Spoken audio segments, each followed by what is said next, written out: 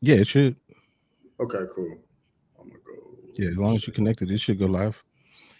Okay. Oh man, we'll see who's in here, man. Um, yeah, I got a story. I'm gonna wait until a bunch of people get in here, and I'll tell you the story. But Cool. it's kind of funny, but it happened a little bit earlier today. Nothing like Brutali's crazy bullshit. Bro, that story, correct. Like I thought people was joking around when I read No, it. nah. What's up, Frankie? What's up, Frank? Man, hey Frankie, we were talking about Brutally and his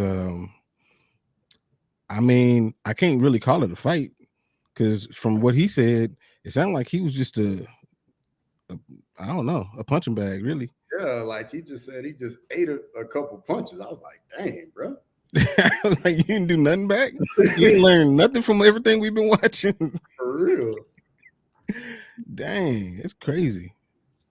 Yeah, I don't know. That was. I mean, I'm glad he's okay, but that Mm-hmm. that was bad. My, I came. So what I normally do is I go and like right when I get done with work, I go and pick up my kids or whatever, Mm-hmm. and I come back and like, well, I pick up my two little kids, and when I came back, like my wife and another one of my kids is sitting on the couch watching the Joanna and Jacek Zhang Wei Li fight. That's a great one to watch. That's a great one to watch. What's up, Docs? What's up, Paradox? Yeah, I was like, yeah, because my son hadn't seen it. I was like, oh, that's the one. That is the one. That's the one. Yes, yes. That's one of the fights that kind of like made me like really, really, really like go to another level. Hmm. Cause I was like, bro, this is crazy. Yeah, yeah. I mean, just how skilled they were. Like I saw Joanna get the belt from Carla Esparza here in Dallas. Okay. Yeah, yeah, dude, you could tell before she walked in, that like I was like, Carla don't want to even be here. Like you could just look at her and be like, this ain't it. You Yeah. ain't ready. And I mean, normally Carla walks in kind of chill anyway, like, but nah, it was different. Yo, Paradox, why you doing that, man? That's crazy.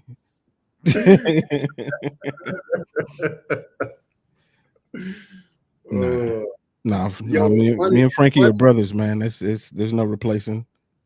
Oh, at all, bro. I would never try to replace Frankie, dog. Like Docs. I owe Frankie big time. He said my But wife thinks MMA is an STD of sorts. yeah, that's funny. Oh So it's man. funny you said that about Carla Esparza because I felt that same way about her when she fought Wei Lee. Oh yeah. Yeah. Dude, and I was explaining to them, I mean, like my wife knows, but like the the MMA math on that. What's up, Western? What's Like up, Wesley?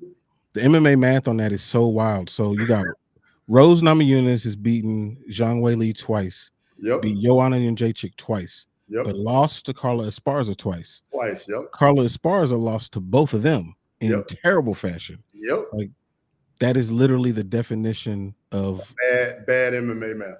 yeah. That's the very definition of it. It's crazy. Not going to lie is painful, but I get it. Yeah. Yeah. Let's see. Mm. Um, what was I gonna ask you? Oh, so what's up, Maxwell? What's What's up, going on? Matchul? So football season's about to start, right? Mm-hmm. I mean, it's So already part of it's already started. yeah, college is definitely Yeah, yeah, um, but like who? I mean, you're from Alabama originally, yep. so who is your like pro team? Because I mean, they ain't got no teams over there, so I mean, True. they got the best college team of all time, I would say. Absolutely. So I tell people this all the time. Like when you grow up in Alabama, like college football is bigger than the NFL. Yeah. So like when it comes football season, like I watch way more college football than I do NFL. Like I'll watch it, but for me, it just doesn't do it for me like college football does. So I honestly don't even really have an NFL team. I'll say this: like I've started watching a little bit more once I moved, but even still, bro, like college football is where it's at for me. Yeah. No, I will tell you, like, the atmosphere at a college game is hard to even encapsulate. Like, I've been to a lot of different events and stuff like that, and like the biggest, like, or the most energy I felt at an event was at Oklahoma Sooners Miami Hurricanes game. Mm. Like, that was insane. Yep. Like, I never felt like that. So yeah, I feel you on that. I mean, obviously, you know, I have no choice but to be a Cowboys fan. That's just what it is. I get it. I respect it. You know, but I recognize that they're not the best and they have issues. It's okay. Hey, it's gonna turn around eventually at some point. Yeah, I just hope I'm alive for it. That's all. You know. Bro, it's crazy because I remember, like I'm sure you do, when like the Cowboys and the Niners were like the thing in the 90s, bro. Like what's up, Tony? Tony, why you got to dash my dreams like that, bro? Come on, man. Let me have something. Then give me a little hope out here. God dog. But I did want to kind of talk about this fight card real quick. So Kai Borralho does what he's supposed to do and beats Jared Cannonier. And I put up a poll and y'all kind of let me know in the chat, like, if you were Jared Cannonier and you kind of see where this is going, like, okay, you know, lost to Imavov, whether it was early stoppage or not, it was going the wrong direction. I say that. But and now you've lost to Kai Borralho. And so, like, now you're slipping down the rankings. You're over 40 years old. Like, what would you do? Would you fight out your contract because, you know, you still want to get paid? Would you take one more fight for a retirement fight? Or do you think that you still got a shot? So, okay. So with him being 40, like you got to realize, like, I'm pretty sure I saw something where Cannonier, like he got covered about how you know, like he's been fighting in the UFC for a while and he still isn't doing very well. So I know he's still trying to make some money. And I think he's as long as his health is okay and like he still feel as though like he can go train and he can compete, I think he's gonna keep fighting until he can. Just based on, I can't remember where it was and where I saw it, but I mean, you can tell that, like, because I think he's got, I can't remember how many kids he has, but I mean, you could tell that he's like, yeah, like this fight and everything that comes in, it goes right out. Yeah. As Frankie said, it's over, get paid and dip. Oh, yeah, for sure. Like he's not about to be a title contender no more, but you know, it's all about getting that paycheck now. See, Anakin said, oh, now the Jared against Costa fight would be very interesting. So if you're looking to grab some money on the way out, that's a pretty big name, a winnable fight to do it against. And that's very doable too, with Costa coming off losses as well. Yeah. So I mean, whoever wins that fight, like they can kind of jump back into a little bit of relevancy. Yo, Anakin just brought up a name that like I feel like we haven't seen in a while, Hermanson. Yeah, we haven't seen Hermanson since he beat Joe Pyfer, right? Yep. That's an interesting fight.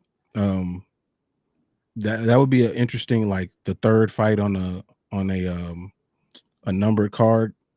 Jared against Hermanson. Yeah. That's not bad. That's not bad. He does, you're right, Western. Like, he does deserve to fight up for sure. Yeah, that makes sense for sure. I definitely agree with that. Let me see. Let me look at these rankings real quick. I mean, because I don't know, man. I know, like, Jared's a professional athlete. You know, he's he lives that life, but at a certain age, man, like your body's gonna start telling you, like, bro, I don't even know if it's worth it right now to keep doing this. Yeah, like you hold on until like your mind catches up to the body, where your body's been telling you for a while, like this ain't it, this ain't it. But if mentally you still there and you all about it, then absolutely. But once like that doubt starts creeping in there, then it's time to get out. Yeah, yeah, and you know what? Like you can visibly see when the doubt starts creeping in Mhm. because they're like gun shy. Like Mhm. Tyron Woodley, like after he lost to Kamaru, like every fight, you could just tell he was gun shy. Yep. Like you just thinking about everything that he did before he did it, and that's what to me that's what made him lose all those fights. Yeah, and he fought them all the exact same, just back up, back up, back up. And I'm like, what are you trying to do? It wasn't trying to win, I can tell you that, And you because want that's to know over. what's and you want to know what's funny? The one time he didn't do that was the what was the Brazilian he fought, and he like went out and like threw like a big right hand right at the bell, Vicente Luque, and then he got Oh tapped yeah, quick. yeah. Hmm. Yeah. I wonder, do y'all think that he was actually hurt against? Was it against Kobe? Remember, What? his ribs was hurting. Yeah, I remember that, but I think he was looking for a way out, dog. Yeah, I don't think he was hurt. Wesley says Michelle and Costa. Doesn't Michelle have a He fight got a with fight. Fluffy? Yeah, he fighting Fluffy. That's gonna be a good fight too. That's gonna be a hell of a fight. RoboCop Costa. Ooh, I like that. I like that a lot. I like that. That's violence right there. Yeah, somebody getting real hurt. Mm-hmm. I mean, even so, Michelle Pajeda he is interesting. Now, I don't know. I feel like he's too wild to be champion, but maybe not. I don't know. Like I he's think a weird one. I think welterweight Michelle Pereira is wilder than middleweight Michelle Pereira. Yeah, he has You less of a remember room back for in error. welterweight, this dude was doing dance routines on the way out to the cage and dance halfway through the first round. Yeah, it's true. It's true. But like the middleweight version has to be a little bit more controlled. Mm-hmm. I think Fluffy's gonna give us some problems. Same. I think Fluffy is a problem for everybody. Yeah. See what he say? Michelle versus Costa. I mean, yeah, that could happen. If he beats Fluffy, then I could see that. I could definitely see that. What age do you think fighters should stop fighting MMA? Um, I think it differs. It depends on the fighter. The Um, fighter and their size, I think that mhm, plays a part too. The bigger guys, I think, can be competitive at a high level later than the yeah, smaller guys. yeah. The smaller guys, like it's gonna end a little bit faster. I feel Mm-hmm. like. Mm-hmm. And then you got to think about the skill level at the lower weight classes too.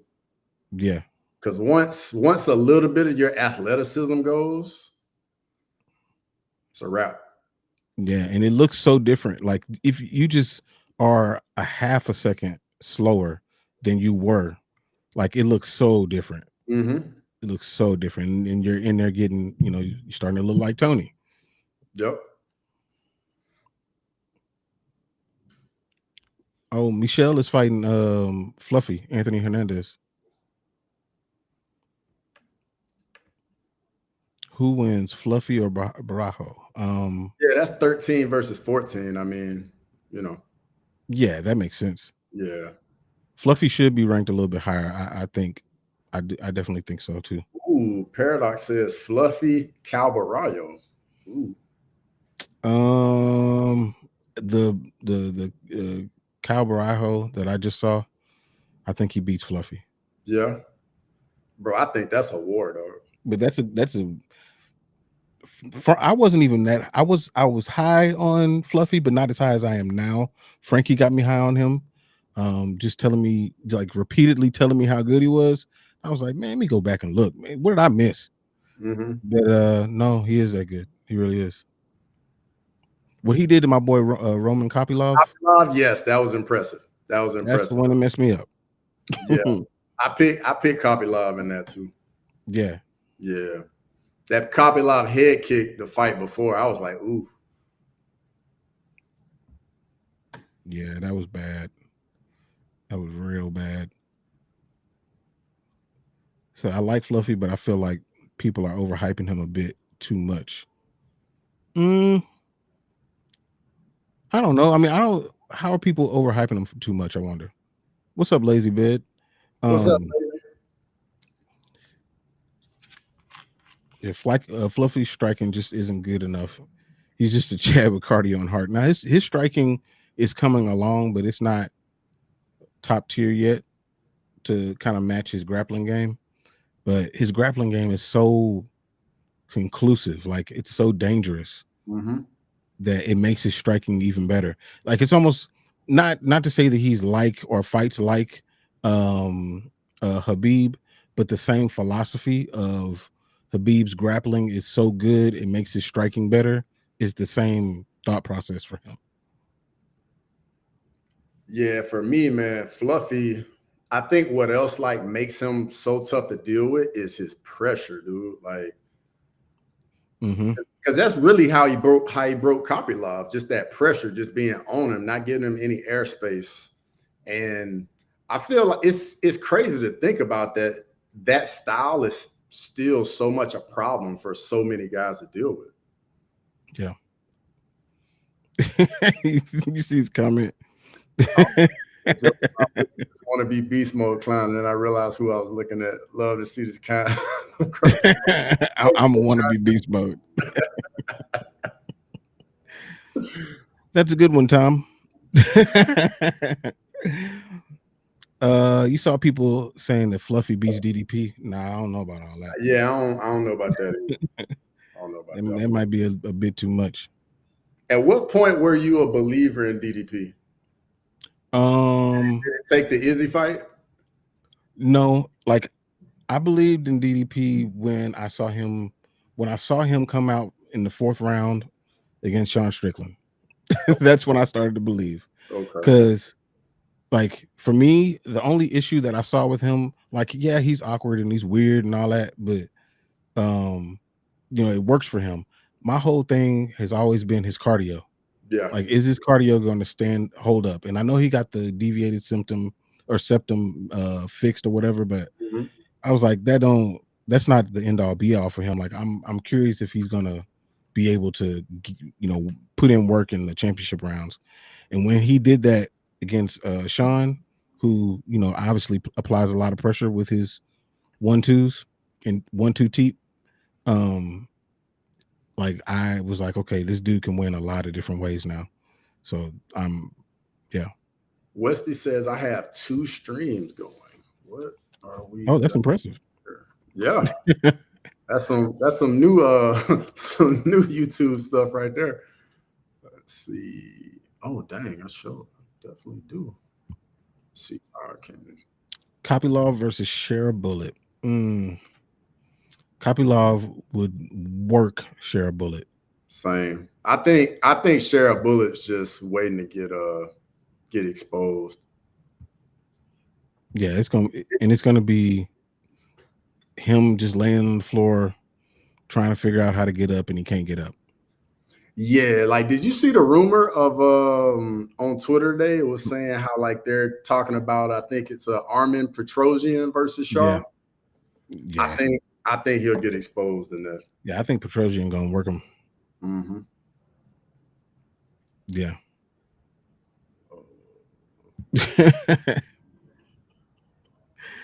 He said they're going to do the sphere card so people can watch a 360-degree seasickness projection of Marab laying on Sean for 4 to 5 rounds. You know what? I saw, I don't know if y'all saw this, but like there's a ton of open seats still, like a lot of open seats. Yeah, I saw that. I saw that today too. I think it's like, is it like 2,000? Was that what I was seeing for ticket prices? It was, That's I know crazy. the original prices were 3, Yeah. but like if they don't fill that thing up, they're gonna give away a lot. They're gonna have to sell them at a lower price. Like it's gonna be an interesting thing. Plus, they got the Canelo fight happening the same night. Yep. down Yep. the street for cheaper. Yep. I don't know how that's going to work out. 3,000 was stupid price. This ain't the Super Bowl. Like that's idiot prices, man. Yeah, pure craziness. For real. You got to remortgage to sit in the bleachers for less than a Stellar card. Like I don't have a problem with the card per se. Um, I mean it's not UFC 300 or nothing, but like I don't have a problem with it. But um, for $3,000, no. Like Absolutely not. $3,000, I'm gonna need you gonna have to bring out Prime Anderson Silva. I'm gonna need Prime GSP, Prime Habib, Prime Connor. Like I'm gonna need a lot for three Bro, thousand dollars. I need all that, and I got to get like exclusive access to like meet everybody. I need even more, bro. I'm sorry. Yeah, like 3,000 is too much. How much would you drop for a Sphere ticket? Mm, I would pay. Wait, it depends. It depends, Rick. Like where? Where would you Mm, be sitting? Are you talking about nosebleeds? Are we talking about like in the middle section, or like where? Then I can give you an answer. The Sphere main card is out of order. Torres versus Ignacio should be on the main card. You know they mess up that stuff all the time. I would never pay for a card that has Odie Osborne on the main card. No, no, no. He's valid, not. He's very not. valid. He's not worthy of that card placement by any means. Who would want to watch UFC when Canelo is on? I would. It depends on like the person that Canelo is fighting. That ain't gonna make me like, oh, I gotta go see this Canelo fight. I'm cool. I'll definitely have them both on. Yeah, yeah, yeah. But I will say Canelo will be on the smaller screen. Fair. Frank said this high class hooker money with no nut. No, that's no. If you're gonna pay that kind of money, like you gonna have to finish. $3,000? Nah, bro. In today's money, No, no, absolutely not. Absolutely not. I don't know. I'm excited for that one. I think we're gonna do. Me and Frank are gonna do a watch along for that one. okay. So that one should be interesting. Now, if it was Crawford Canelo, Anakin, I'm with you on that. Now, I would okay, definitely watch that. Absolutely. Crawford Canelo. Yes, yes, I would. I would still double stream it, but Crawford and Canelo would be on the big screen. Facts. Is it who you want to see get the next shot at Bilal, and what kind of matchups do you want to see from the rest of the contenders at 170? Shavkat, JDM, Leon, Usman, Gary, etc. That's a good question. So for me, I'll say I want to see Shavkat Bilal. That's to me, that's a no-brainer. Timelines match up. It's Shavkat deserves it. He's got hype. Bilal needs a excellent B side, if you want to call him a B side. I think that's good. I want to see JDM against Leon. No. I want to see Leon against Gary. And then for JDM, it just depends on whether he's healthy or not. For Usman, I don't care what Usman does, to be honest. I really don't. I feel like he's on his way out. He's only got, a few steps left in his knees. So I don't, and I love Kamaru Usman, but I think it's past the time for him. Yeah, so I'm all the way with you on that. I think Shavkat should definitely get the title fight with Bilal. Leon, Ian, Gary, I'm completely on board with that. And I think Usman should fight JDM. Maybe. You know what? Like the way that Usman would win that fight is takedowns, and I don't know if his knees can take it. True. I don't know if he can get back up on his own. And let me ask you this: if let's say hypothetically you make JDM Usman, is that a 5-round fight? It's got to be. I think it should. Like when you have like title title eliminator, title contender fights, I feel like they should all be 5 rounds. Dude, like what I said, you brought up in your last stream about the idea that you had if you were UFC president. The idea that I had was I think that any fight that's in the top 5, like if there's a fighter that's in the top 5 that's in that fight, the fight should be 5 rounds.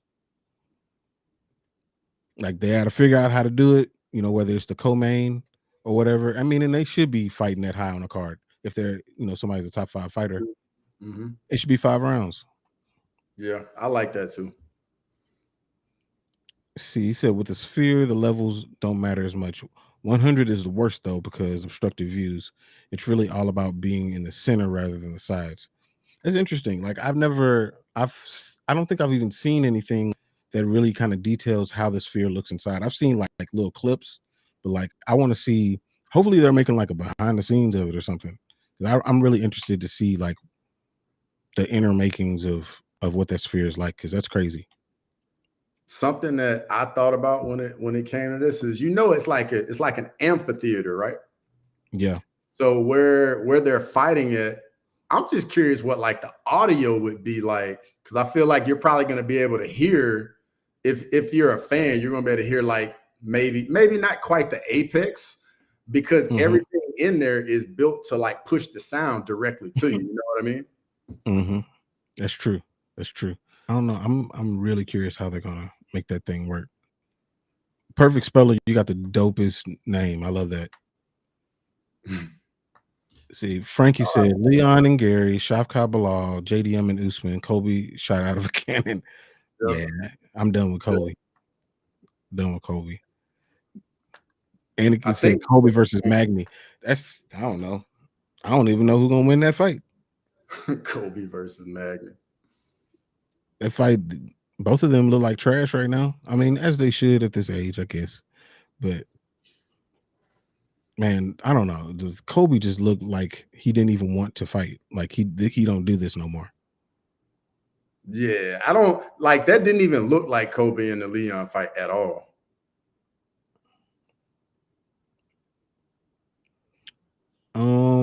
He said there's also Brady, Buckley, Morales, Prates, Fakhretdinov. Is there a division with more depth than 170 right now?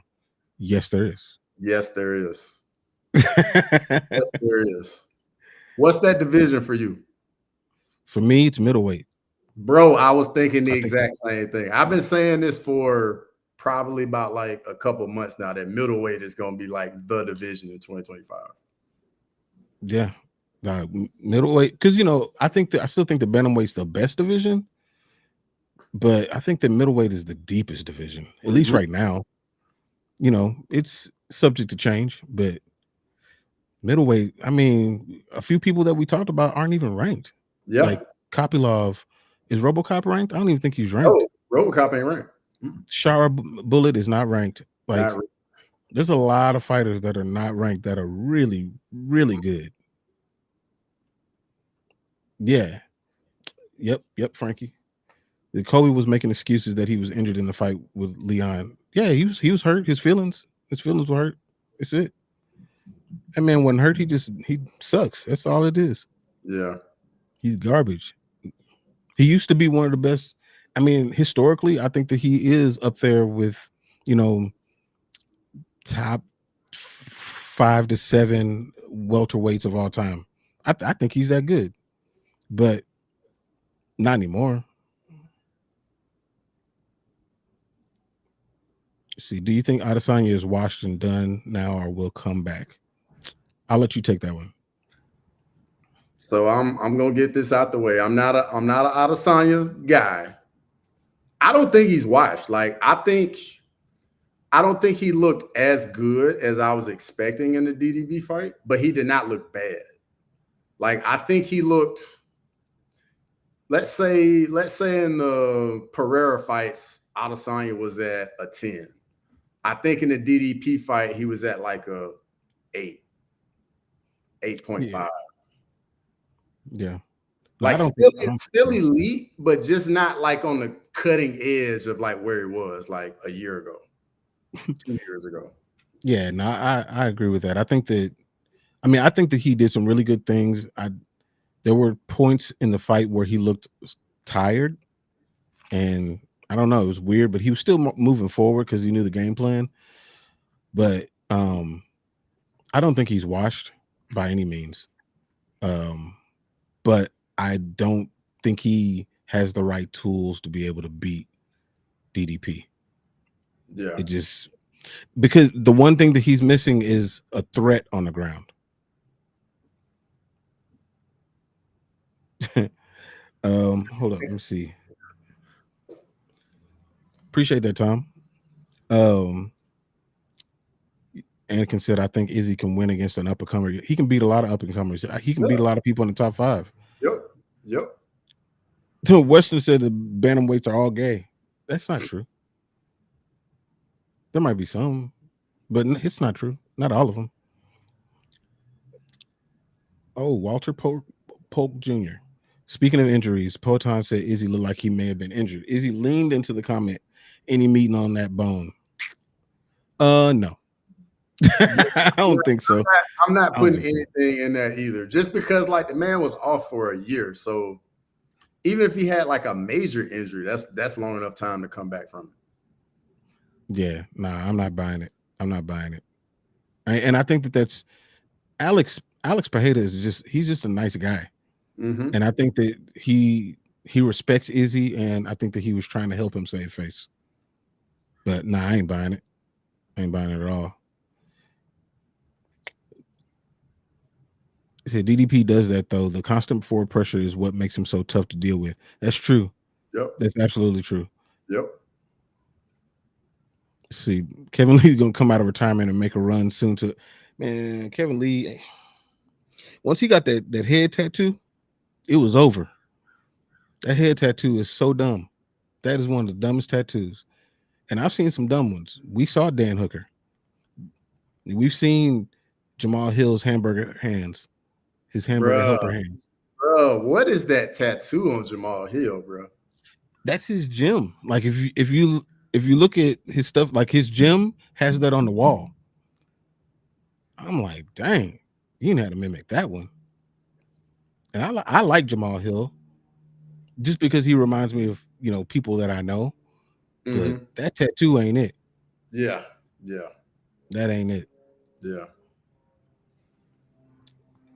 His ability to get back on the feet, he doesn't necessarily need to be a threat on the ground. Yeah, he do.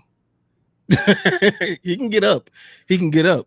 But if you get up and then you get dragged back down, and then you get up and you get dragged back down, eventually you're gonna get tired. If there's no threat to him, to DDP or anybody keep continuing to do that, we saw that with the Jan Blachowicz fight. If somebody continues to do that, they can still win the fight. Even if you struggle back to your feet, that means you're not putting forth any offense. You're only working defensively, and you cannot win a fight defensively. That ain't enough. You got to have some offense every point of the fight, and he ain't got it. Anakin says, "Who wins, Jan or Hill?" I give it to you. Jamal Hill. Only because I don't know if Jan Blachowicz has 2 working shoulders. That's the same thing. And I think he's like 40, 41, right? He's 42. And coming off 2 shoulder surgeries, like, yeah. Like that's not a good recipe right there. Just for the age and the injuries alone. I think if this was Jan before he became champion, like maybe like in the Dominic Reyes fight, I definitely would take Jan. Absolutely. I think Jan historically is a better fighter, but this ain't historically. Yeah. We talking about right now. Yeah. And I don't think that Jan has it left in him to beat somebody like Jamal Hill. Especially Jamal's gonna come in angry and ready to prove something. I don't think I think Jamal Hill deserved the belt when he had it. I don't think Jan can do it. And I just watched today. Jan Blachowicz against Luke Rockhold just because that fight is hilarious to me. Because Luke deserved every piece of that ass whooping he got. Yeah. Yeah, you're right, Walter. Shoulders take a long time to heal. You're right. Yeah. TJ Dillashaw just retired because of his shoulder. Very true. So, I mean, Nah, obviously you get up in that age range, it just takes longer to heal. So So Jan is 41, but he turns 42 in October. see, he 42. Yeah, yeah. Because I mean, the fights in October already been made. Yeah, 307 and 308. yeah, yep. It's not gonna happen for him. I'd be surprised if he. I mean, he might come back for a little, farewell, but he's gonna go in there against somebody. Let's say, and Tom just brought up Rakic, but let's say the Rakic and Magomedov, or Ankalaev, fight. Rakic loses. They might bring Jan Blachowicz back and fight Rakic. Even if Rakic loses, I still would favor Rakic against whatever version of Jan Blachowicz comes back. It doesn't even matter to me. Yeah. Yeah. Coming back Oh yeah, from that rope thing. coming back No, from they're talking no about that age is the crazy. it is. They're talking about that rope thing with Jan Blachowicz. That was weird. That was weird. Did you see that when he was walking through the forest and like there was somebody hanging there or something like that? Nah, I Like haven't seen it was wild. It was a wild situation. Let's see. Izzy made fantastic reads against DDP's kicks. Izzy's good timing. I had him winning up until he lost. DDP's grappling is all right. Okay. Izzy is worse. Give Izzy Kyle or Shire Bullet. Shire Bullet, that's too high of a jump. Yeah. Yeah, Dan Hooker doesn't have enough tats, in my opinion. Bro, you want him to get his eyeballs tattooed, man? I know, man. He said that he didn't even think his tattoos out. He just went and it was on impulse. I was like, nah, you need to start thinking that stuff out, bro. Bro, that's crazy. Do you think DDP can beat the grappler heavy fighters at 185? I think he's going to struggle, man. I think that's when he finally gets to struggle. I got a question for you. Yeah. With Dana coming out saying Strickland's gonna get the next title fight at 185, do you believe that, or do you think something else is gonna happen? I actually do believe it. I don't see anybody of financial relevance that should jump him. Like if it were a situation where we were here and Izzy was waiting in the wings, then Izzy could jump him. But there has to be somebody of financial relevance to jump Strickland.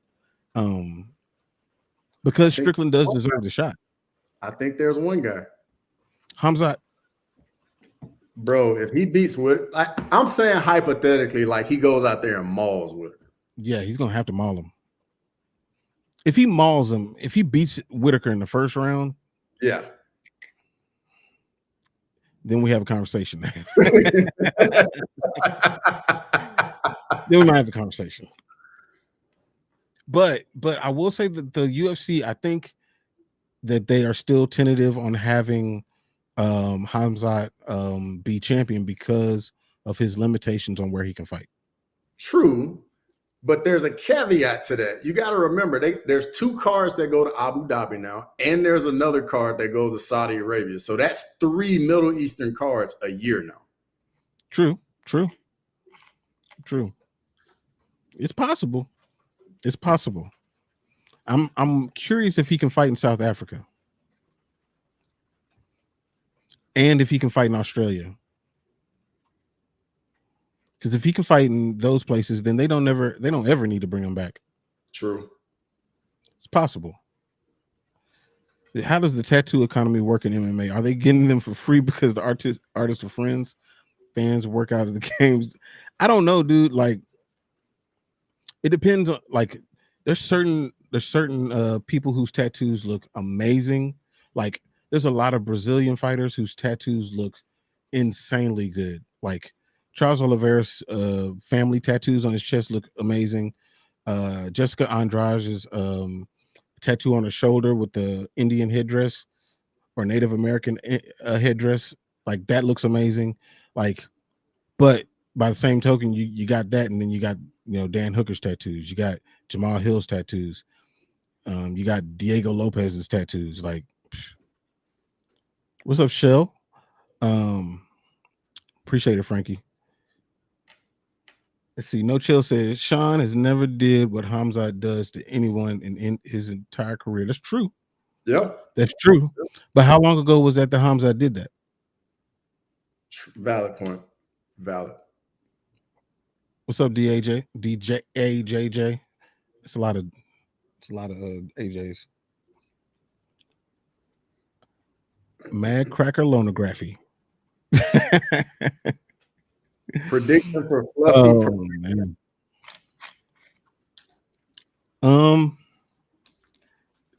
I actually think that fight would be more interesting than most people would. Only because it is the classic. Elkins. The damage. Yuck. But I think that's the classic striker versus grappler situation, and Fluffy has a lot of pressure. Alex likes to fight going forward. He doesn't really like to fight going backwards. Michelle. That's Michelle Pereira. Oh, I'm thinking about Alex Pereira. Yeah. For that one, I think I'm taking Fluffy, dude. Yeah. That's kind of how I'm leaning too. Just me think. I feel like that fight is crazy because with Michelle Pereira, like, how do you put pressure on him? Because this dude moves so much and is so explosive. You know what I mean? Yeah, it's true. That's true. I don't know, but like you mentioned earlier, like since he's moved up, his size advantage is very, very different now. He doesn't have that like he used to. So I don't know, man. I think Fluffy might bottle him up. Yeah. Bilal said he would go up and slap Dricus. Bilal beats Dricus, but doesn't. Bilal ain't beating no Dricus. It ain't. Because Dricus ain't gonna let him implement that game of just being on the front foot, putting pressure on him. Yeah. Hey, everybody that came in and rated from ITP, I sure appreciate y'all. Make sure y'all like the stream, subscribe to Making the Walk and Crossover MMA. We definitely appreciate it. What's up, Tyra? Yeah. Let's see.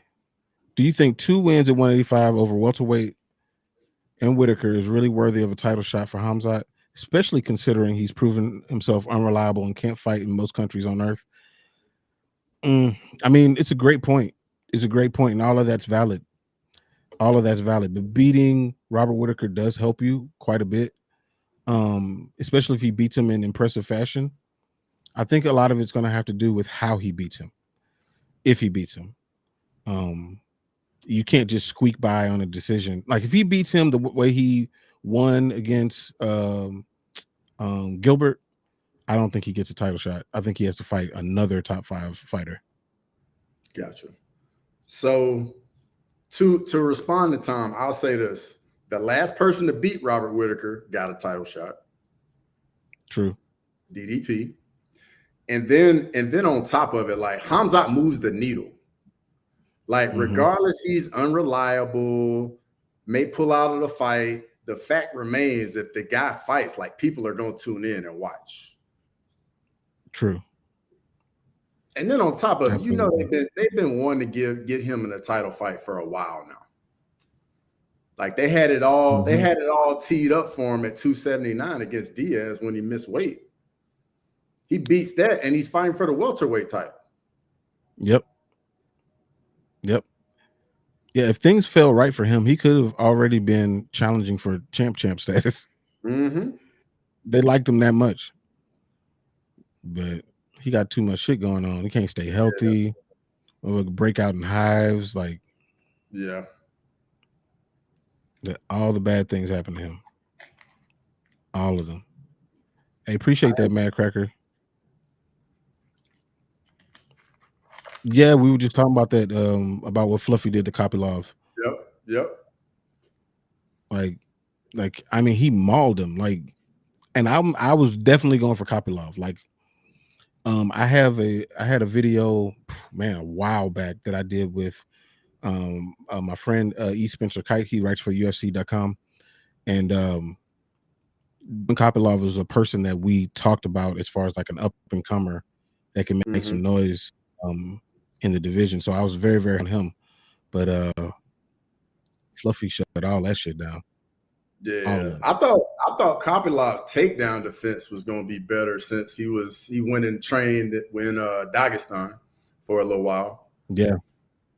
And his striking to me, like I really like Kopylov's striking. Yeah, for real.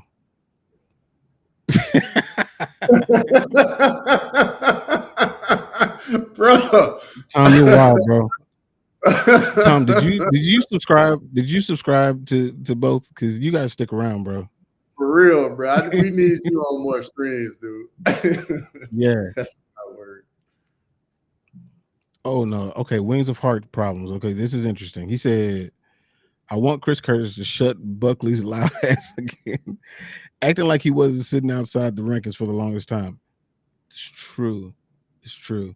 Chris Curtis is my guy. Like, that's my boy. Like, me and him connected, like, personally. Like, he's a good dude, but he does say a lot sometimes.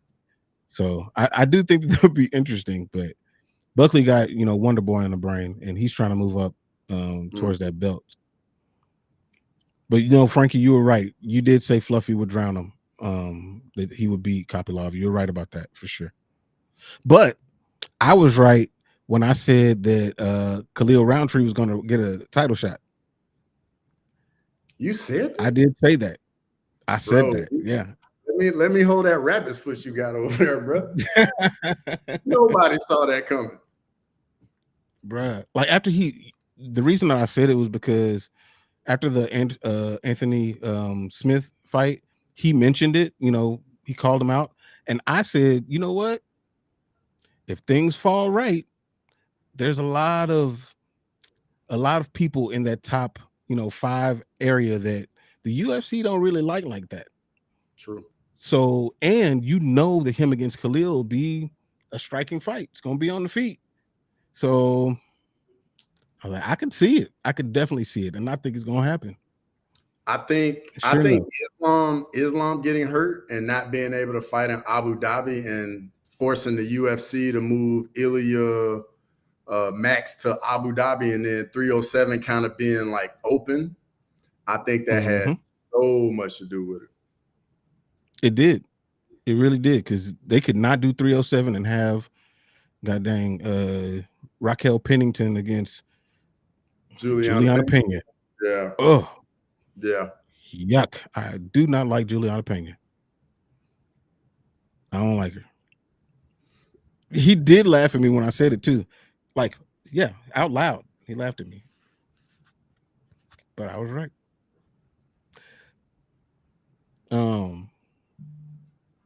So my name is my channel.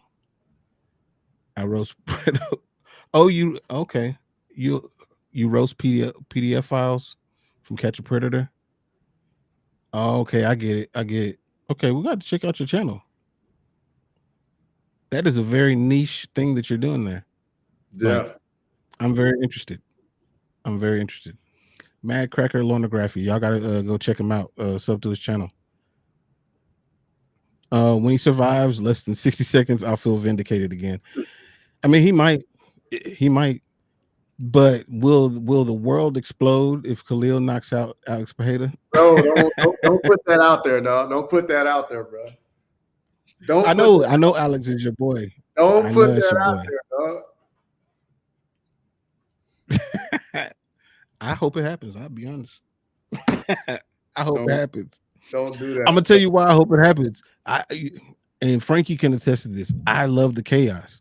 Yeah. I just love when things just get chaotic, and that will cause all kind of chaos in the division, for sure. Hey Tom, I'm definitely gonna be doing a companion for Dana White Contender Series tomorrow. Yep, for sure. Thoughts on Friday's PFL? Whoa, Kershaw, you tripping? I'm not thinking about it. No. Dang, somebody said something about Pennington. If I like Pennington, Yeah, I saw that yeah, I too. do. I do like Raquel Pennington. I do. Not in the sense of like, oh, I think that she's the greatest fighter or anything like that. It ain't that. It's just one of those. You got, you started watching them super early in their career, and now they've gotten to where they were trying to get to, and you just kind of attached a little bit. But Yeah. I mean, it's gonna be a close fight. I think. I think. I It don't think it's sounds gonna be a like great fight. you just respect the grind that Pennington put in for so Yeah. long to finally get over the hump and be a champion. Yeah, for sure. For sure. Yeah, putting my chips on Khalil. He's a higher level Mason. He's sponsored by Prada. Kershaw, you subscribe? Because you say some wild stuff too. Yeah. Anakin, keep an eye on Nick Piccanini. I've actually seen him fight, and you're right, he can fight. I've seen him fight in Fury FC. Yeah. Can I go to a traveling? Yeah. What, Daddy? Mm-hmm. I see it. Can I travel with the traveling? Mm-hmm. Can I travel? Can I Mm-hmm. Yeah, man. I'm outside, and my son is like, "Hey, let me come on out there and jump on this trampoline." I told you I can't go nowhere. They coming every time. Every time. Oh, let's see. Pennington is going to lose, though her fight versus MBS was hard to believe. I thought that Mara Bueno Silva was going to beat her. Be Same. honest, Same. but I don't know. What do you think happened? Let me go put him on the trampoline. But go ahead. What do you think happened in that Silva versus Pennington fight? Man, I don't know about you guys, but watching that one, it was to me, it looked like Mara Bueno Silva was she was gassed in like the second, third round and just wasn't doing anything, just living in the clinch. But I don't know. Let's see where we at. Let's see. Peyton Talbot is one of my favorite prospects. I like Peyton Talbot a lot too. The striking is very crisp, very crisp. Khalil taking the title. We're gonna see, Matthew. I mean, that fight's got to be more competitive than the last 3 light heavyweight title fights. Heavyweight, Charles Singh, Alex Smokes, Khalil. Mike. I'm on the phone. Khalil takes the title. Poatan goes to heavy and loses to Aspinall. That's interesting. You gonna come over here? Pennington isn't good, but it's Pennington. Yeah, I'm with you on that, Frankie. 100%.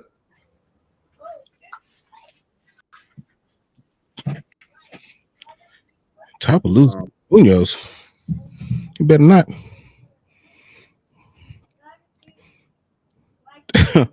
Okay, Docs.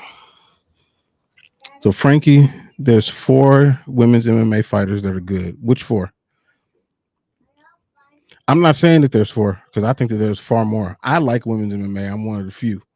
I feel like my wife is just even when it comes on, she's like, "Oh, I don't know." But I like a lot of female fighters. I will tell you this: that Wayne Kong chick from this past weekend, I will watch her. I will watch her. Yeah, she nasty, man. Mm-hmm. I like watching Wei Lee too. Zhang Weili is dope. I liked Joanna when she was there, but I like Natalia Silva. Yeah. I thought Marina Rodriguez was gonna make a little run there for a second, but I was very off base with that. Your wife is more than you are. She hard on them women, man. I'm like, man, come on. Like the Angela Hill and Tabitha Ricci fight, that was a good fight. Yeah, for real. That was a very good fight. Yeah, The pace was high. They was going at it. yeah. That's another person. Frederick Hoxenville said Whaley versus Suarez soon, which I'm super hype on that one. Yeah, I think that'd be a good one too. Yeah. And Kershaw, you're right. Mackenzie Dern, she's got a lot of abilities away from the cage as well. You say you like looking at Corey McKenna? She's cute. She is cute. I can't lie. Pennington, Dern, Grasso, Tabitha Ricci, and Ariane Lipski. Ariana Lipski is so underrated when it comes to how she looks. Like people be sleeping on her, like she look like Wonder Woman. She looks just like that lady. Ariane Lipski, bro. Yeah. Boy. Yeah. Yeah, for real. They be sleeping on her, man. Mm-hmm. Yeah. Suarez has fought once in 3 years. Fuck that transformer. Yeah, she got a tough time staying healthy, Frankie. But I mean, at the end of the day, like it's not like division too deep. Yes, Lipski is nice. Yes, absolutely. Emily's playing yet? Yeah. Go ahead. All right. What's up, Barnhill brothers? Who's that girl that beat Rose last? Manon Farrell. Yeah. No, she's not good to look at, but she can fight. Mm-hmm. She got a strong face. Strong face. And it's actually strong too. Yeah. Very good takedown defense. Excellent takedown defense. Like a lot of people will say that Rose didn't look good in that fight, and I think it was more like Manon made her not look good. Mm-hmm. I completely agree with that.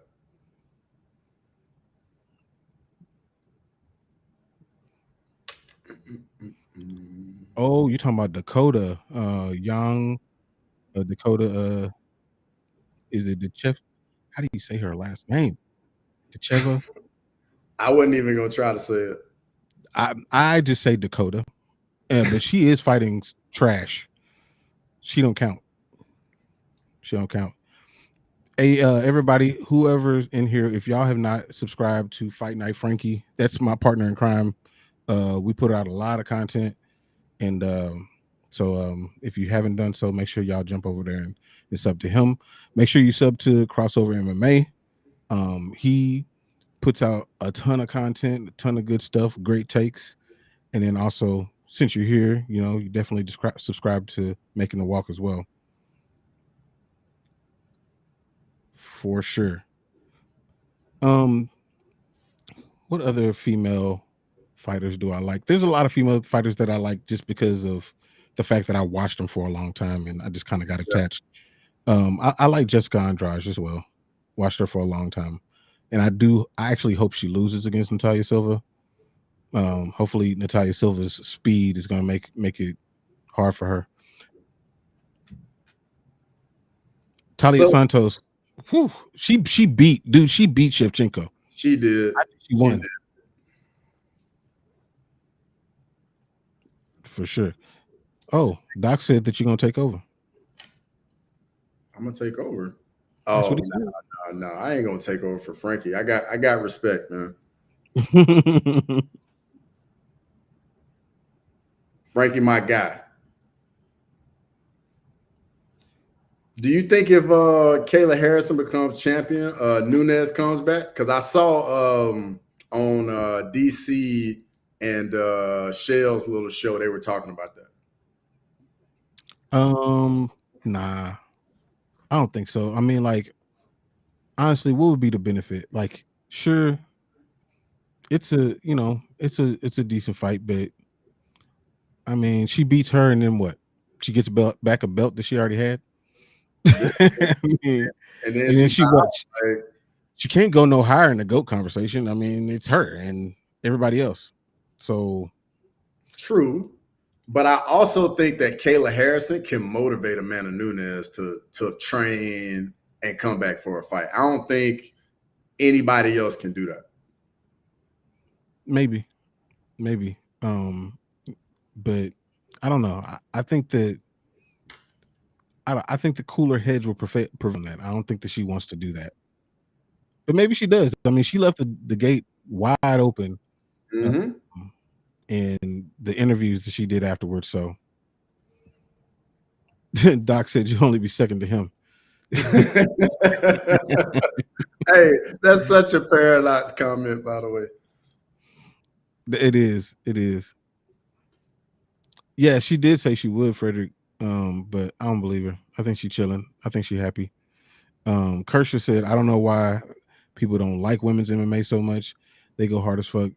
Of course, not as based as or bossed as the men, but generally go 100 the whole fight. It's true, man. They do what they can. Like they're not gonna have as many finishes unless it's just absolute killers out there. You know, Nunes and Cyborg and stuff like that. But you know, they put in a lot of work and they're super skilled. So I give them a lot of credit. What's up, CG? Lane said Kayla is a walking W. She is. Yes, absolutely. Bruh, she's too big and just too strong for those girls at bantamweight. Man, but they're gonna watch a lot of Larissa Pacheco film before that fight to figure out how Pacheco did it. True, but you got to think Pacheco's a big girl too. She is, and she could hold her ground and she could stay on her feet and grapple with Kayla Harrison. There's nobody in women's bantamweight that can do that. Nah. Nah, it's not. It's not. Dude, Tom, so you said something. You said you're not gonna lie, RC left a bad taste in your mouth when it came to non-fighter commentating in MMA, but you two are top notch. I've had enough casual takes on everything. So when RC and DC got put together, like I was like, I know, like I've seen Ryan Clark throughout his entire career. I'm a person who watched the Pivot podcast as soon as it came up, so I know who Ryan Clark is. And when he came into the space, I was super skeptical, but the way that he approached it as being a person who deferred to DC when it came to a lot of knowledge, and also saying that, hey, I don't know everything. I don't know, a lot of the history when it comes to, if somebody brings up, Mauricio Shogun Hua or Ninja Hua or Mirko Krokop, he don't know those people like that. But the fact that he was honest about it, like I could appreciate that. That's why I liked when he was on there. Yeah, like I like RC's viewpoint. I mean, someone that didn't come up in the game, but just like viewed it from afar, from like an athlete. And I kind of have like a little similar background. That's how I look at MMA. Mm-hmm. And I mean, dude just fell in love with the sport, just like all of us in here, Yeah. So I appreciated what he was doing and how he did it. Since Chael came on the show, and I follow Chael, I always followed Chael. I actually don't like the chemistry. I don't like it. I stopped watching. I can see that. And what's up, Chris Gray? I see you, by the way. You didn't see this duo happening. I don't see why not. I don't see why not. Matua said women's MMA is women's bantamweight is looking like that's just the worst division in the entire sport. Absolutely. It's not close. And I do think that if Pacheco was in the UFC, it would spice things up because we'd have a little bit of a rivalry. Mm-hmm. And that's what they need is some sort of rivalry because they ain't got nothing to look forward to. Even when, Juliana Pena and Nunes were doing their little thing, even though I always felt that Amanda was way better than her, at least it made it interesting. And Pena does have a win over her. So true. Bro, that upset was so crazy. Was that wilder than home Rousey for you? For me, it was like I mean, and we talked about it before. Like I thought that Holly Holm was gonna beat her, Yeah, was gonna beat Rousey, but which is why I put my money where my mouth was, and I got a lot of money back. smart man. Um, but for the Pena and Nunes fight, like I just didn't see it happening. I thought that Amanda had gotten over her cardio issues, but Mhm. I think it was just an adrenaline dump that she couldn't get back the energy from, and that was it. That was it. So Lazy says, who you got your eye on in Fury FC? There's one guy he fought in Dana White Contender Series and he lost, and then he went back to Fury FC. And then I just saw him fight in person. I think his name's Cameron Smotherman or Oh something. yeah. Yeah, He fought yeah, on the Contender Series and lost, didn't he? he got KO'd Contender Series, went back to Fury FC, and I think I've seen him fight like twice in Fury FC now. Yeah, he's good. He's Young really too, good. young, got a lot to Mhm. learn. Chris Gray, yes, I am going to be streaming Dana White Contender Series tomorrow. Some underrated commentators in the UFC that need more exposure. I like Laura Sanko. A lot of people don't like her. Um, I think I like her. I also like Paul Felder. Yeah, Definitely like Paul Felder. I like both of them as well. Bisman kind of goes awry at times. Yeah, a little bit. A little bit.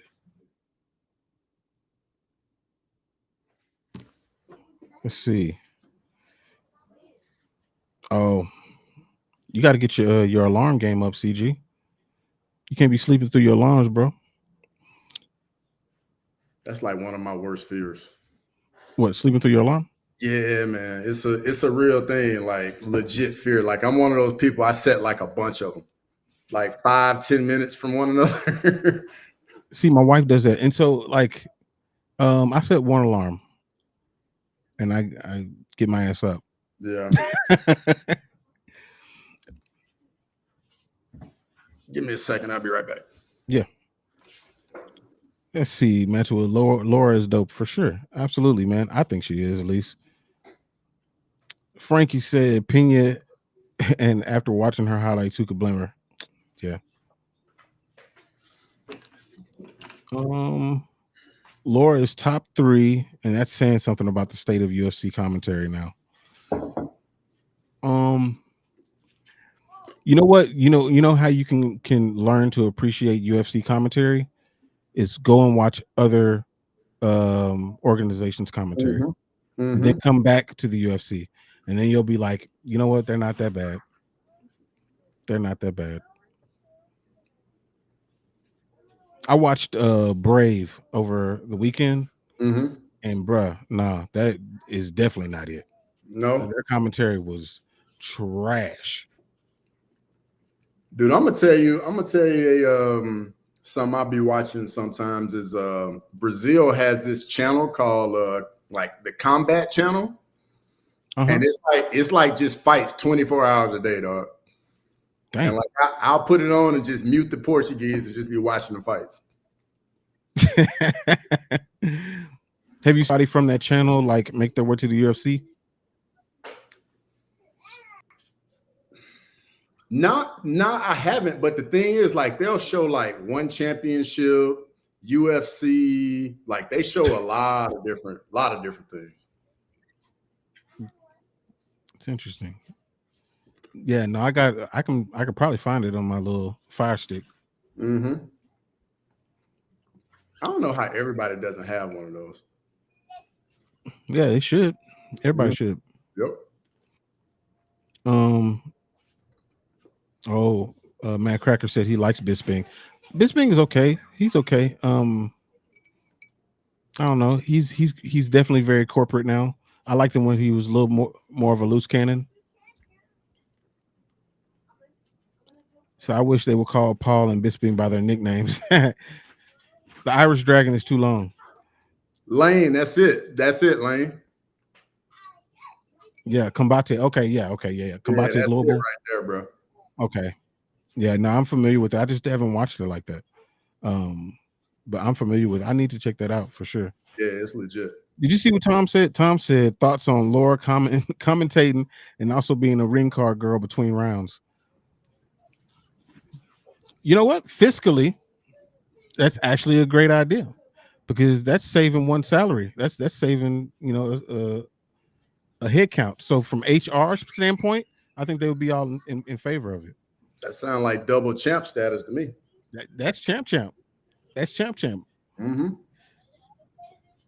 Yeah. Dean Thomas is better than DC and should be in the booth. They should switch jobs. I do like Dean Thomas too. I do like Dean Thomas. I like Dean Thomas where he is. I like Dean Thomas, but I feel like they could use him a little bit more because the thing about Dean Thomas is because he's funny. He's hilarious. Yeah. And I feel like they can't really have that as far as the commentating part, not too much, even though he definitely knows what he's talking about. But I think having thrown him in there little by little would be dope. Let me ask you this. I was saying, I don't know if you remember when Bobby Green was on like the weighing in show. Mm-hmm. Oh, when he said sheesh. I was like, bro, he need to be on every weighing in show, dog. I was laughing so hard, bro, at Bobby Green. Yeah, Bobby Green is a fool. He's a fool. He's like, he was trying to take that Masvidal career path and just couldn't pull it off. Yeah. But I mean, he still had a resurgence. I wonder what he does next. I don't know. That's a great question because he's probably not ranked anymore now. Huh? Nope, not at all. Not at all. Said you wish that Dean Thomas beat BJ Penn when they fought. I don't. I'm a BJ Penn fan, at least up until he lost the second time to Frankie. After that, I was like, okay, like wrap it up, bro. But up until that point, like I thought BJ Penn was one of the best fighters I'd ever seen.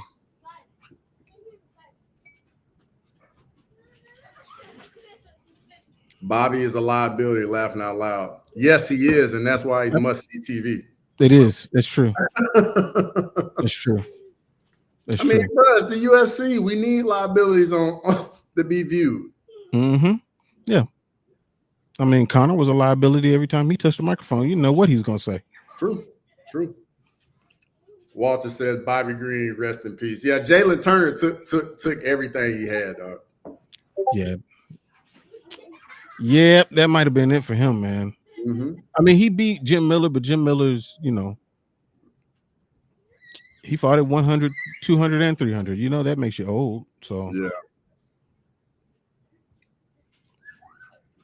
yeah. Kept throwing that head kick that wasn't really landing and getting took down. Yeah. Can't spam stuff in the UFC and think it's not going to work against you. It's going to work against you every time. Hey, what did you think about the featherweight that won the Ultimate Fighter? Oh, this past weekend? Yeah. Bro, that left hook was brutal. But I liked him. Like his striking looked very good. Like kept dude on the end of his punches, used his reach very well, the leg kicks. And then when Buddy got in that phone booth, he clipped him with that left hook. It was beautiful, dog. Like at no point in that fight did it look like that dude had a chance at all. Mm-hmm. It's like Santos was in complete control, right? Yeah. Mm-hmm. Yeah, it was a bad situation. DDP just presses all the buttons when he fights. It's true, man. It's so it's true. It's true. And he puts in a little code. Make sure he got infinite energy. Like he can't lose. And he has arguably the greatest 3-fight run in middleweight history. It's impressive. is pretty impressive. I think people were talking about how high he could be on the all time rankings and all that. I'm like, dude, I think he can, you know, be in that top 5 for sure. But and he's done some things, man. Like Mm-hmm. the people that he's beat and the way that he's beat them. I mean, he's beaten 2 all timers in Robert Whitaker and Israel Adesanya Yep. And finished and finished them. both of them. Yeah, yeah. You thought Sean won? Okay, that's interesting that you thought that. So, so I have a video on the channel where me and my wife go back and rewatch the fight. We both thought that Sean won the fight going into watching it. We rewatched it, scored each round individually. DDP won that fight, like unequivocally. I'm not saying he washed him. He didn't wash him, but he won. He did win. He definitely won. When I watched it the night of, I thought Sean won the fight. But I don't know. It's something about Sean Strickland's style. Like, it's just tough for me to watch and really enjoy. Because, I mean, the way he talks, saying we're going to war, this and that, and then it's just like, 300 jabs. Like, it, I don't know, dog. I don't know. It's just, I don't know. Yeah, it's true. Like, there's no finishing instinct. Well, no, I ain't gonna say that. There is a finishing instinct, but there's a lot that has to happen for him to get there. Like he's going to deplete your energy little by little, but he's not going to throw with anywhere even more than 40% of his punches, punching power to do anything to you. Yeah.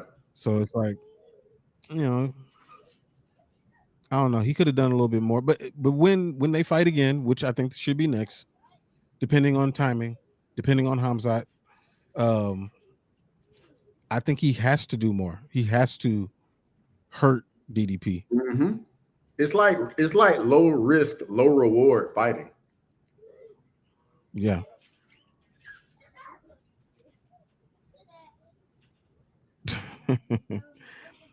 So he said, Mad Cracker said, I'll say I wasn't mad at whoever won, but yeah, I see how I watched it and I thought it, but then again, I wasn't happy with his performance. Yeah. I mean, a lot of it, when you go into these fights, and everybody knows that, everybody in this chat knows this.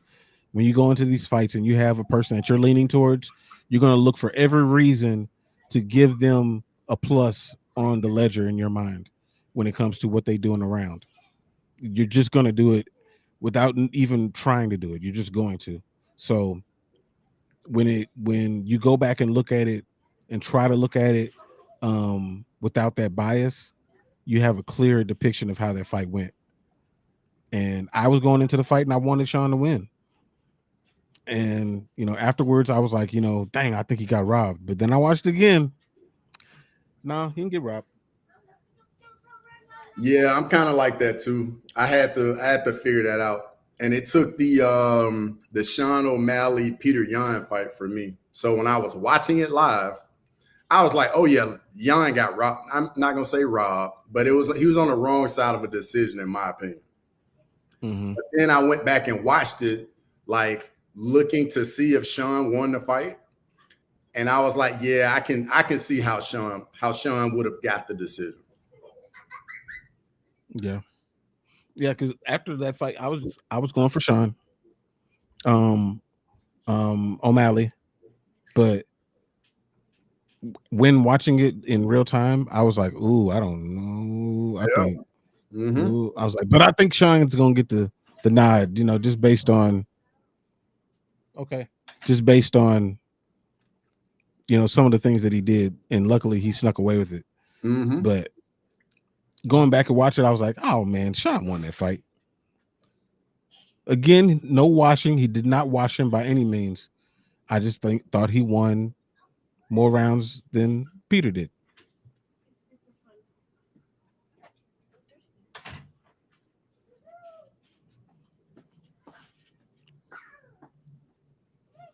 Yeah, Sean did hurt him, but Yeah, I heard Jan him hurt. too. Yeah, Jan hurt him. Mm-hmm.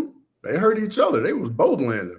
Matter of fact, there's a an interview that O'Malley did where he's talking about the fact that Jan is the person that's hit him the hardest.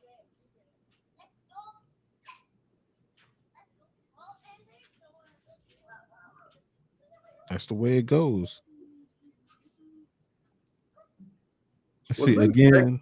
I got another question for you. What's been the Yeah, second best card of the year so far? the second best. Mm-hmm. Mm, I'm assuming you think 300 was the best. I think so. I think so. Like 299 was pretty good. Yeah, it was. Um, man, you know what? Like this might be an odd pick, but I kind of think UFC St. Louis might be the best card of the year. That was Like Buckley. UFC St. Louis was really good. Let me see. Let me look at the card.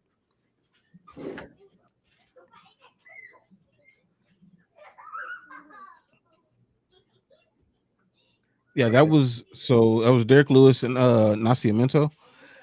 But yes, Buckley against Ruzaboyev, Mm-hmm. Alonzo Minifield against Carlos Oberg, Ooh, Diego Fajeda, Mataush Rebecki, Caceres against Woodson. Now the Waldo Cortez Acosta against Robele de España, that wasn't like a that great was the fight. fraud check. That was the big fraud check right there. But Chase Hooper against Vyacheslav Borshov, great fight. That was good. That was a really good fight. Really good fight. Yeah. Terrence McKinney got knocked out in 37 seconds against Ribovich. Like Charles Johnson knocked out Jake Hadley. Like that was even Veronica Hardy against JJ Aldridge. Like that was top to bottom. That was an amazing card. Sound like the prelims were phenomenal on that card. Yeah, that was a really, really good card. What do you think was second best?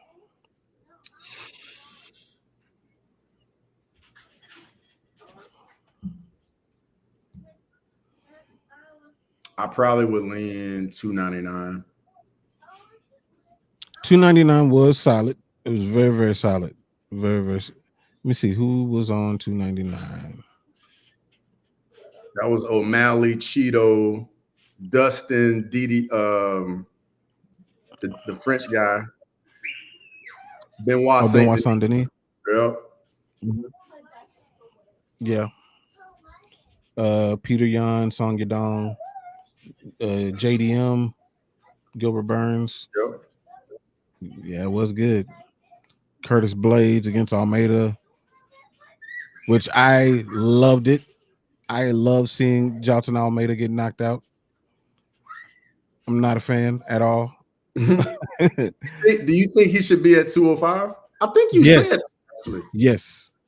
Yes. If he goes to 205, then I'll become a fan again. But at heavyweight, I'm not a fan.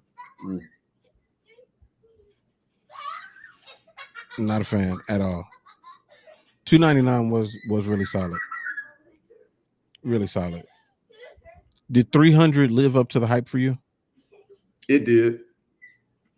Just because I'm looking at it like this. First off, I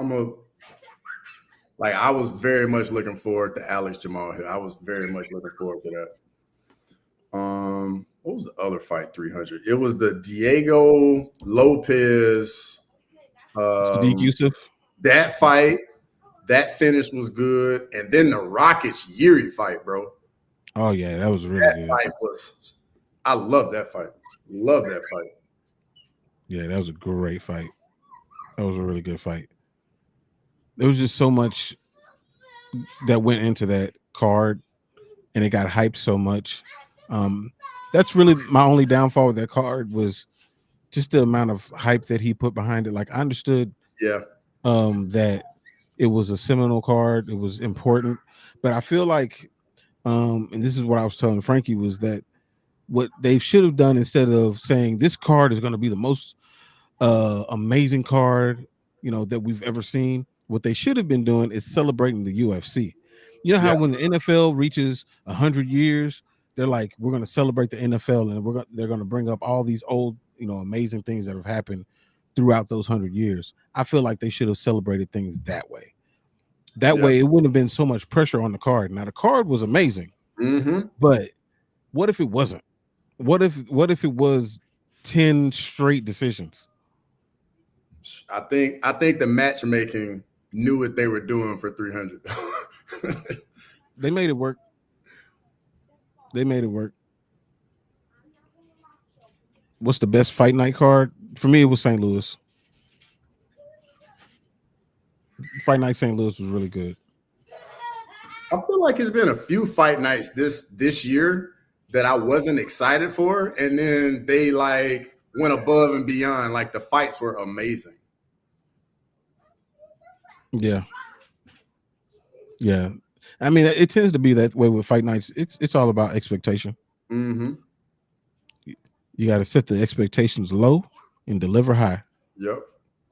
I got one for you. Number card where you were really, really hyped for it, but it didn't deliver for you.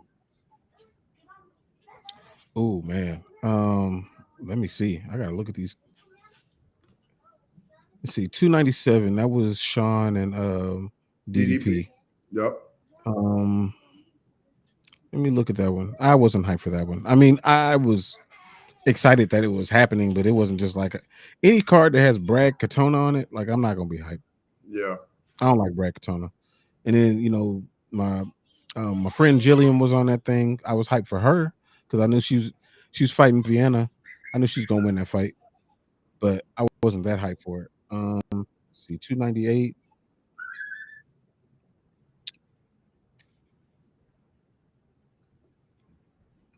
I Bro, don't this know. Like, past weekend was amazing too now. it really was. It really was. Dang, you know what? These numbered cards have low key been pretty dang good. Mm-hmm. Um, let's see, 301. Like 301, my expectations were low, Yeah. and it ended up being pretty good. And I think it's because my expectations were low. Let's see, 302. 302 is just the main event, if I remember correctly. So 302. I wasn't disappointed. I was, you know how I feel about Dustin. Everybody knows that. Yeah.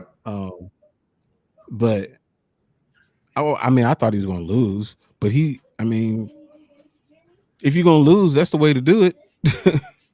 Like It's he funny you made say Islam that work. with him because I felt like Dustin was in the fight the entire fight, but I always felt like Islam had control of the fight. If that makes sense. Mm-hmm. Yeah, that makes sense. Oh, that's a good question, Tom. Let's say you're calling shots for the UFC. Are you trading Jones to PFL for Francis, assuming he would come, and setting up a super fight between him and Tom for the lineal heavyweight championship? I'll let you take that one.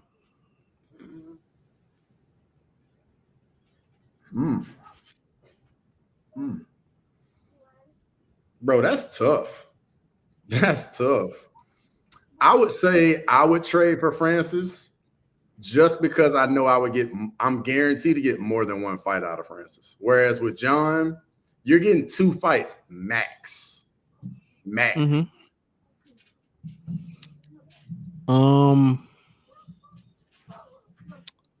I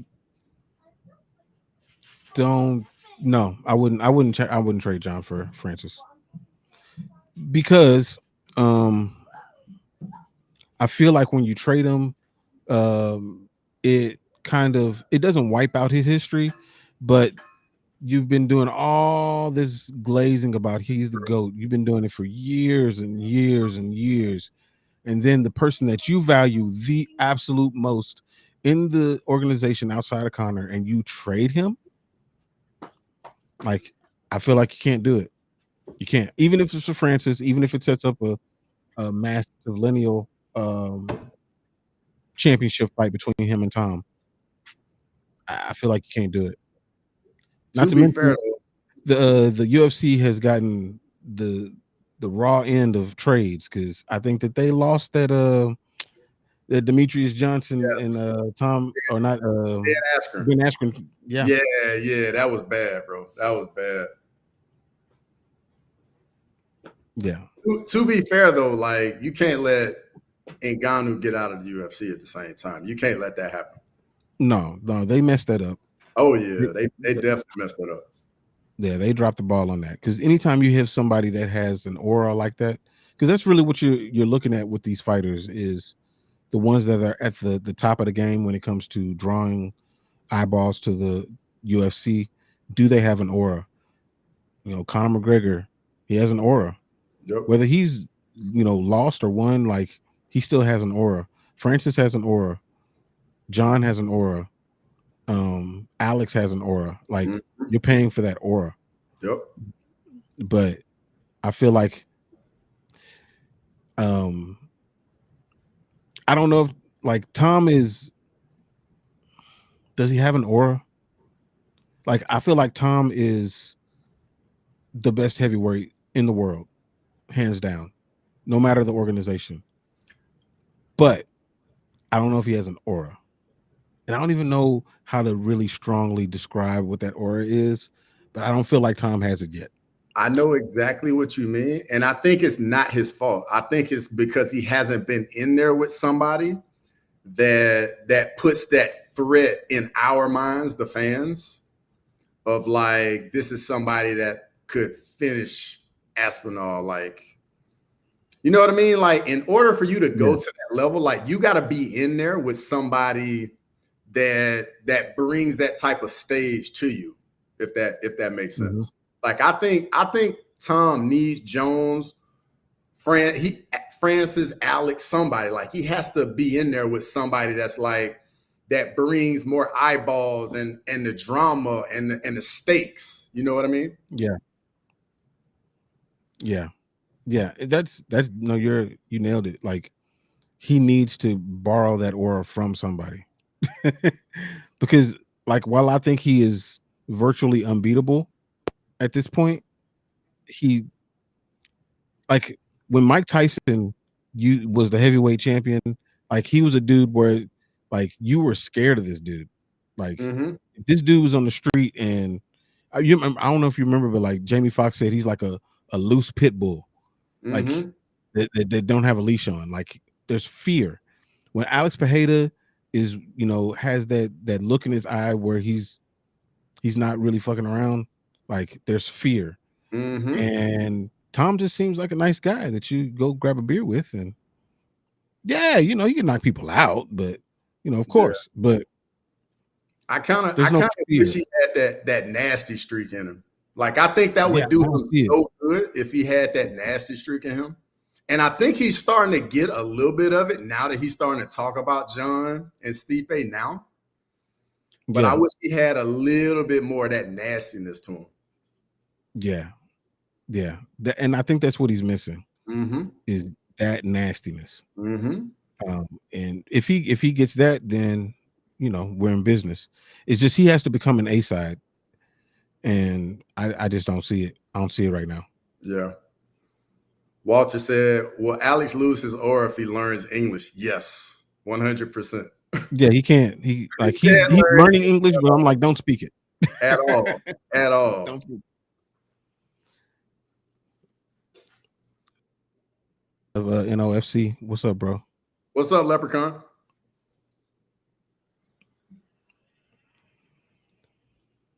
Yeah, and I hope he doesn't really exhibit his English because that's part of his personality at this point. Leprechaun says Erie versus Izzy next. Is that at 85 or 205, Leprechaun? I've heard about that, and they're talking about that at 85. About Yuri coming down. But I mean, that's a big fight if Izzy wants to do it. So okay. How y'all about to lose your minds on this one? What does Izzy have to do to get a title shot?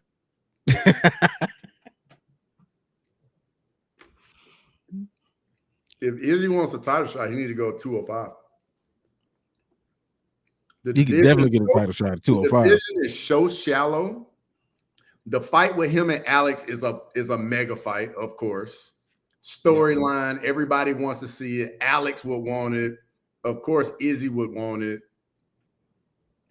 Because I don't think there's a path back at 85 now. There's a path. There's one path. There's only one way. Let me hear it. There's only one way. Robert beats Hamzat, fights DDP, beats him. Izzy fights anybody in the top 5, beats them. It's possible.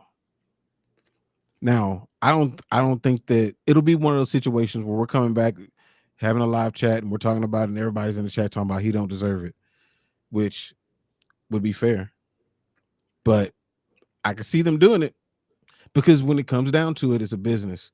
And Izzy is top 3 earners in the company. So they're going to give him every opportunity.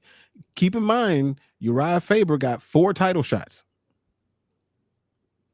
and never won one of them. So I think that Izzy could probably find his way to another title shot if things feel right. But he needs somebody that he has either beaten, or he needs somebody as the champ who has beaten the others and has nobody else to fight.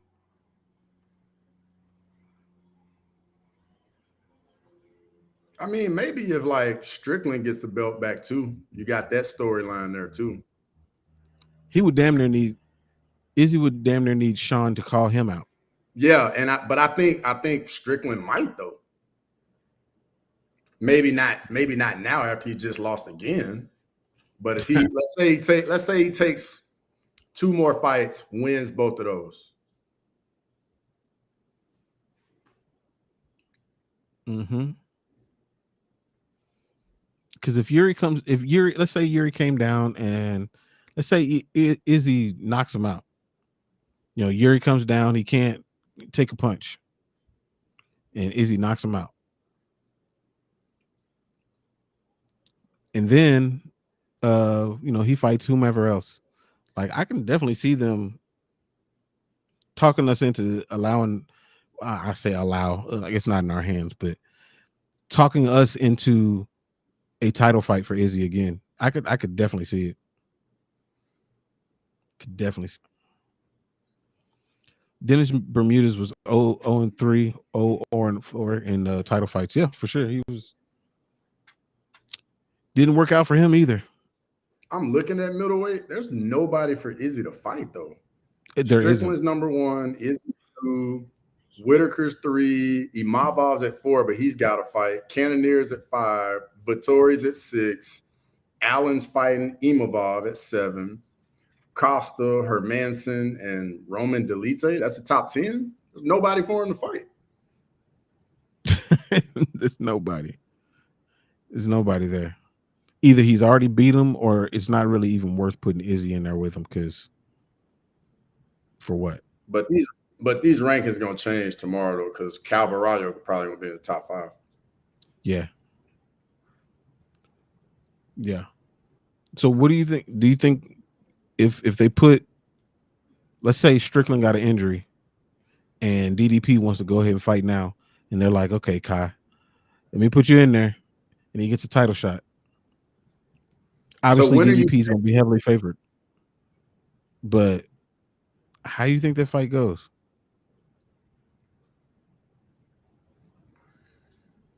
I think DDP's power and how awkward he is, like, it doesn't matter who you are. Like, you're not a believer until you're in there with DDP. Like, all the fighters that have fought him have gone in there thinking after like a round. I think Whitaker talked about in an interview. He said he was watching the Izzy fight and he could see it in Izzy's mind in the first round. He's like, this guy's slow. Like, I see everything coming. But then, like, over the fight, he gets a little closer to you, and he finally starts hitting you. And, dude, DDP's a dog. Like, just a dog. Yeah. And I definitely wasn't a believer, but seeing him in the Izzy fight made me a believer. Yeah, it's his mind and his perseverance. Those are intangibles that are hard to find. Mm-hmm. Hard to find. Tom said, but he's married to Megan O'Leary. Joseph Benavidez is the one that's married to Megan O'Leary. Yeah. That's a major W right there. Yeah. You can lose all those. Yeah, Joseph Benavidez fought Dominic Cruz and Demetrius Johnson for belts, and he was in the tournament against Ian McCall. So like he's fought some really tough dudes for belts, and it just didn't work out. And I wonder if his boys like ask him, "Would you rather won the title or get Megan O'Leary?" He gonna pick Megan every time. You know it. You know it. Yeah, got to. Izzy needs to retire before he goes down the path of Ferguson, Penn, Silva, and Aldo.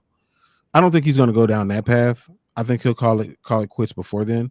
He's got other ventures that are successful, so I think that he'll step out when he needs to. Yeah, I agree. Nah, you're not an idiot, Tom. Not an idiot at all. Yushin Okami could beat African Air. Yushin Okami's not beating DDP. Not prime Yushin Okami, not beating DDP.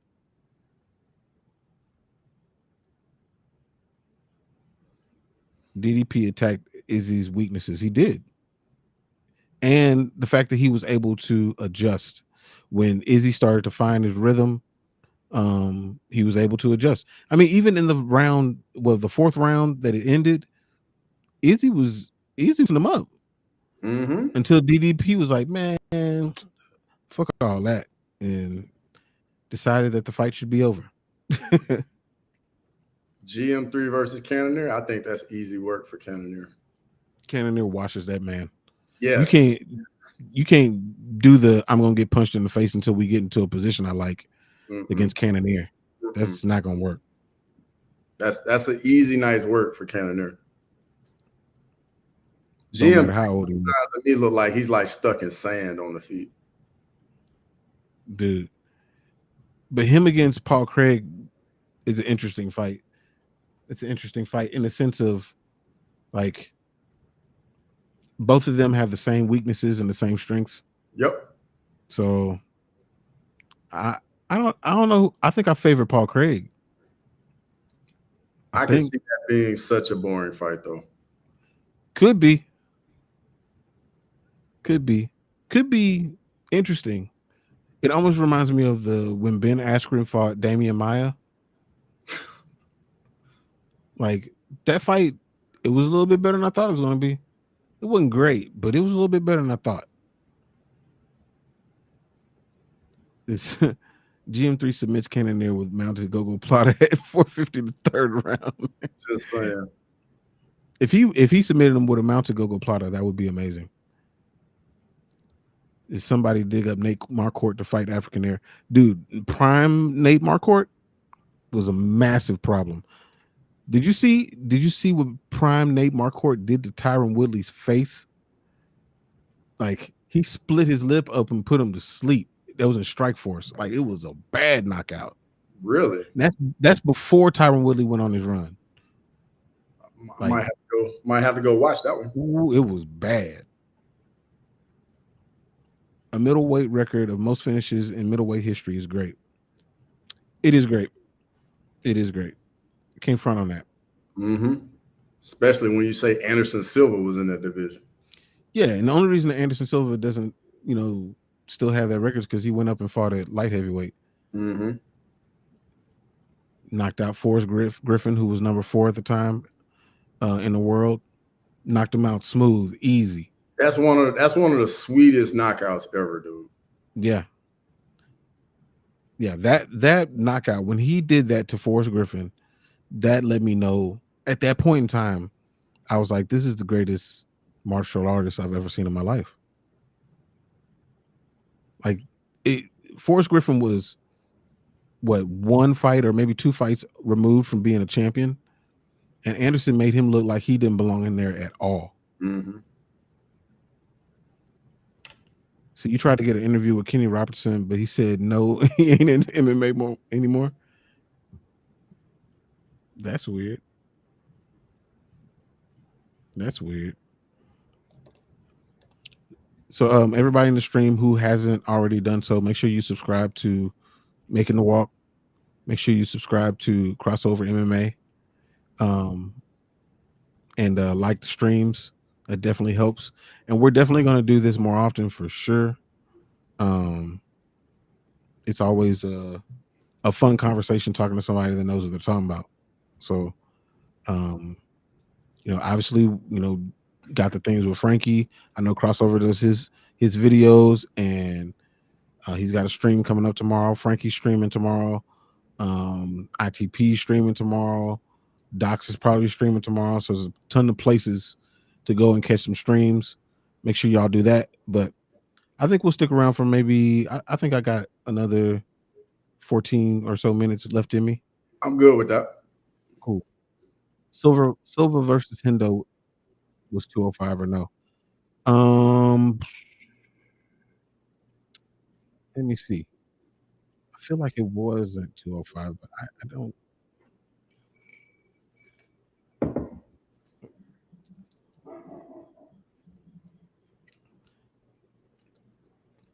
While you look that up, I got a question for you. Who are Yeah. your top 5 guys in the UFC right now to watch? Like who the top 5 guys get you the most excited to watch? Let's see.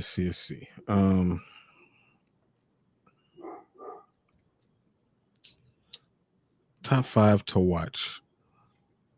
I would say Alex Pereira, because I know something crazy is gonna happen. Mm-hmm.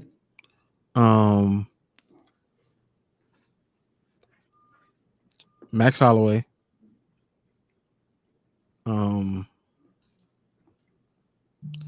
This dude hasn't fought in a while, but every time he fights, like, I love it. Rafael Fiziev. Yeah. I like watching him too. Else. I would say Sean O'Malley. And you got 2 more. Ooh, 2 more. Okay. You said Alex, O'Malley, Fiziev. Dang, it's so hard. I would say RoboCop.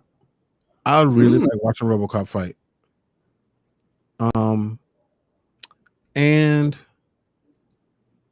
I would say, dang, it's hard. I'm gonna throw a girl in there. I'm gonna say Natalia Silva. So for me, Alex, Ilya, Gaethje's in there. Whether he wins or lose, I just love watching Gaethje fight. That's 3. I need 2 more. The only reason I left Gaethje out is because I really don't know if he's gonna fight anymore. Yeah.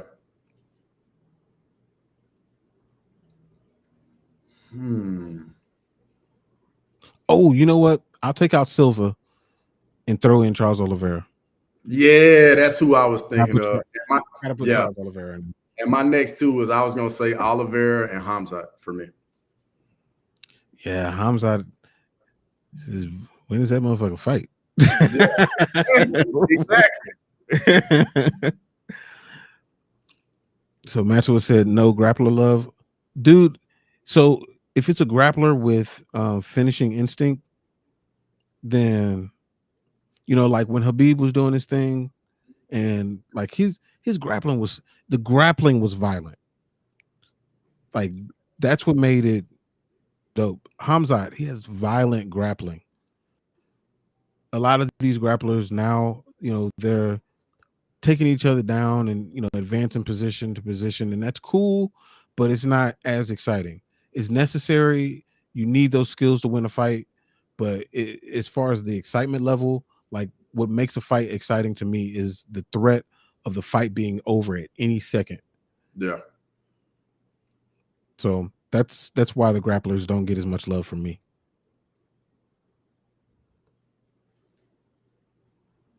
So you missed watching Adesanya fight when he was gone, though. Yeah, I did. So when it comes to certain fighters that you know how it like when there's a fighter that you really resonate with or you identify with for whatever reason, when the fight comes on, your heart starts racing and you're like, Mhm. nervous for him. Yep. Adesanya is one of those fighters. That's one of those fighters for me. And yeah, when he came in, he was fighting and doing well. Like, I mean, I was excited when things start going the other way. Like, I was like, Yep. I'm about to turn this shit off. I know exactly. I know exactly what you mean, bro. I'm like that when Alex fight and Hamzat fight, bro. Like for whatever reason, bro, I'd be so Yeah. nervous. Yeah. I used to be that way with Anderson fought. Like Anderson, big time. Anytime Anderson fought. I'm that way when John Jones fights. For everything that everybody says about John Jones, and I agree with a lot of it, when it comes to when that cage door closes, like that's my guy. Now, when he leaves that cage, that ain't my guy. I don't know who that is. Yeah. But inside that cage, that's my guy.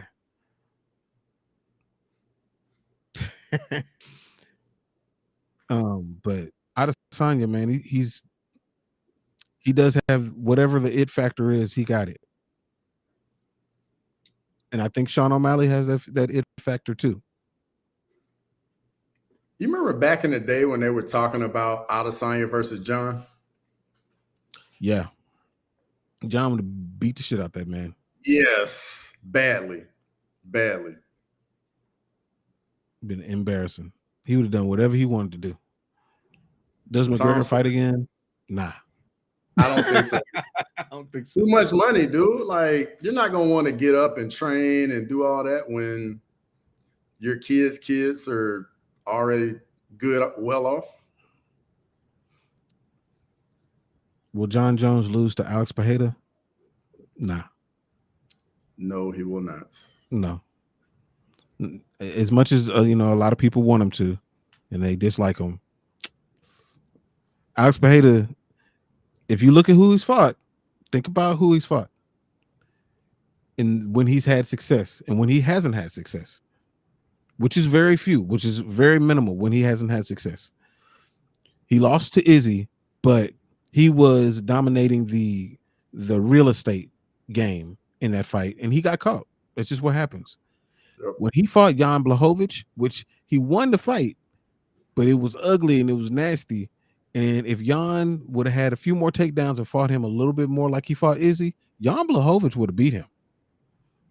Yeah, Everybody that he's fought outside of that is striking heavy. You can't fight him in that.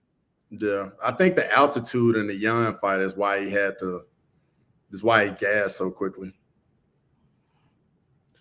It is what it is. I think that if Alex when Alex fights somebody that's a little bit more grappling heavy, he's going to have some problems. Yeah. And Alex does not have an iron chin. He has a good chin, but it's not an iron chin. And he don't get hit that much because, he hits the other person before they hit him and it's a done deal. But if he gets touched, and he can get touched, you might see a different Alex in there. And that aura that we saw will start to leave. But with that being said, if Poatan lands, yeah, he's got that ultimate game changer. It's always there, Yep. And he ain't even got to hit you clean. No. Oh, you know who I left out? A person that I don't like watching them fight anymore because it's too much for me. I'll watch it because I have to. That's what we do. But I'm too invested in him now. It's Derek Lewis. I'm too invested, dude. Anytime he wins, I'm living and dying on everything that's happening. It's too much. Prime versus Prime, Adesanya versus GSP. Adesanya wins. Too big? I think I think GSP has trouble taking him down consistently. He'll get him down, but he won't get him down consistently. And GSP will be there to be hit because of Adesanya's length. Yeah. So How will Aspinall lose to John Jones? grappling. I think the grappling would be a push. Now I can I see think if that like Aspinall gets Mhm. hurt and then John falls into like a advantageous position.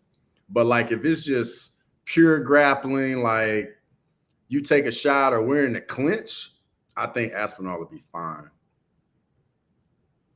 I don't think that John is, like he's not going to just outstrength him or anything like that. Mm-hmm. But I think that John's grappling, his MMA grappling, is a level above Tom's.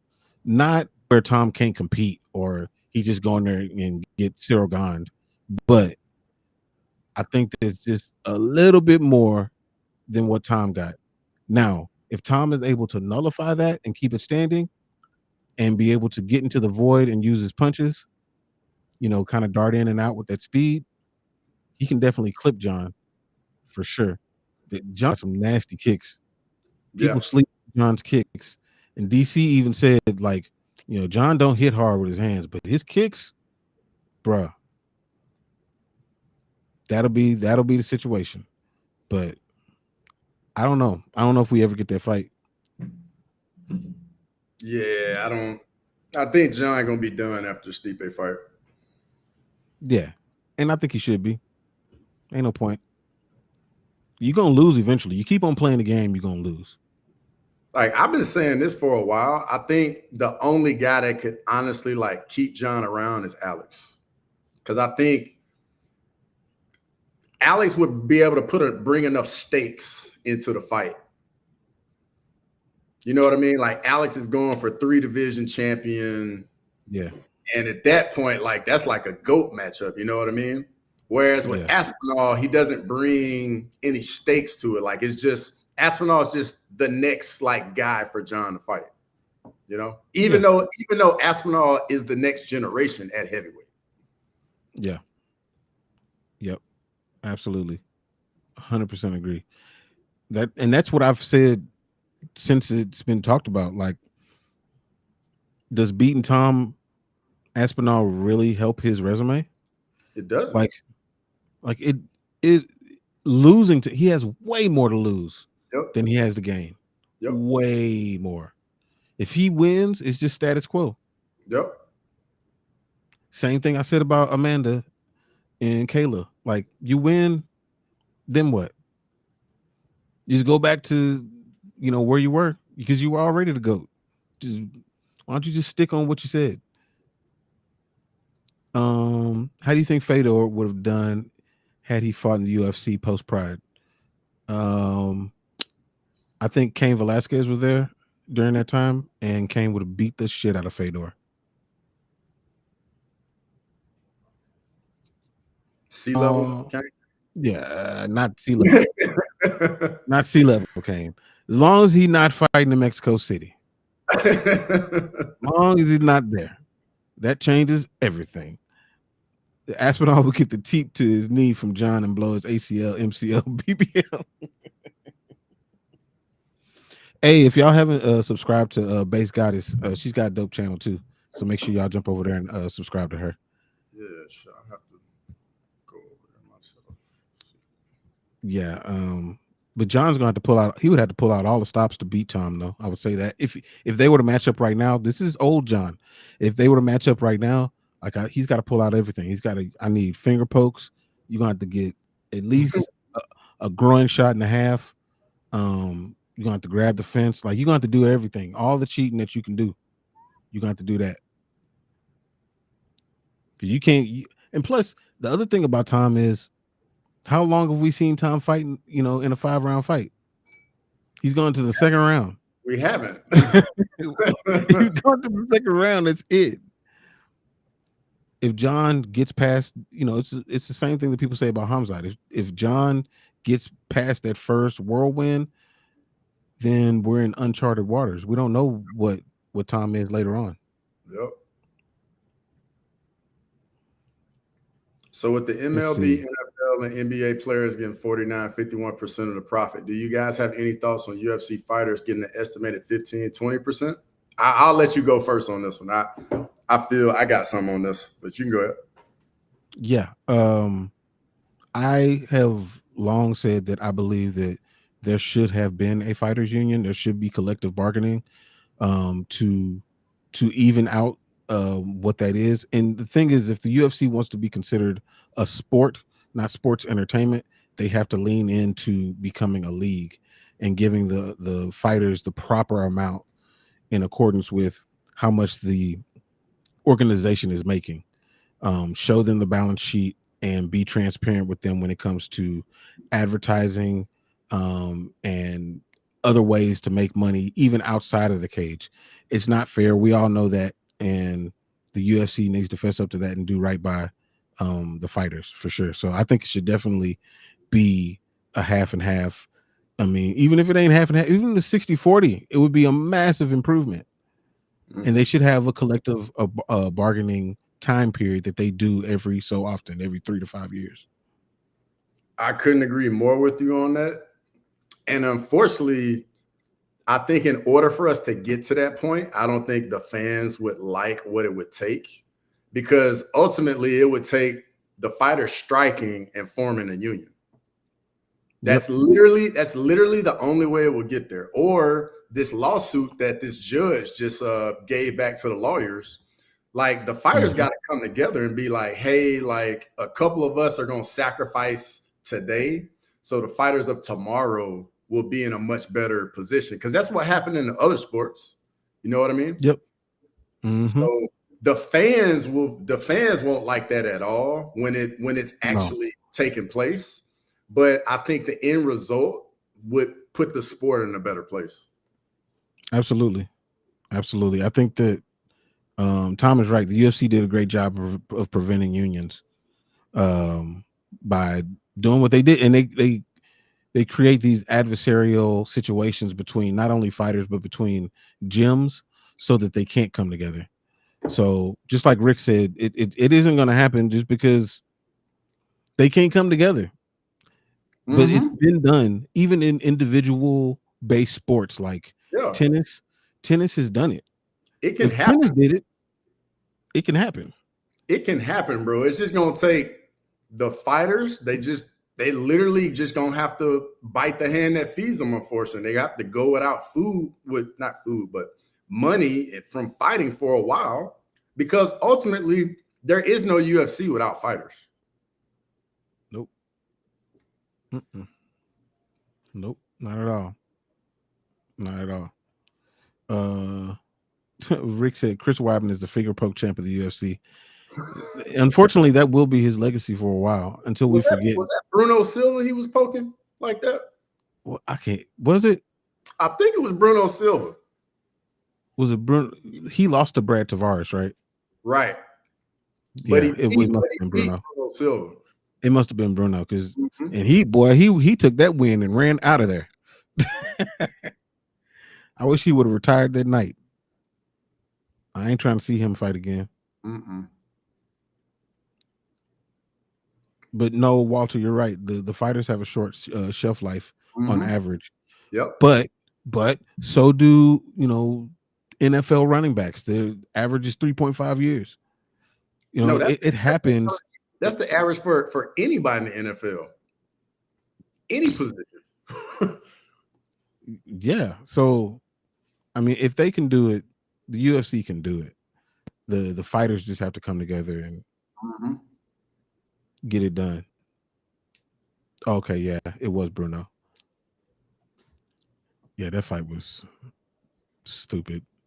I don't want to see Chris Weidman fight anymore. I don't want to see Chris Weidman. I don't want to see Tony Ferguson. I'm really glad they got Pitbull out of there, Andreski. Like, there's a few fighters where I'm like, dude, don't do this to me again. I don't want I don't want to see Jim Miller either, to be honest. Yeah. I'm good with that. I mean, there's a few female fighters that I'm like, I'll go get something to drink. I'll let y'all do your thing. Appreciate you, Tom. Appreciate you. Yeah.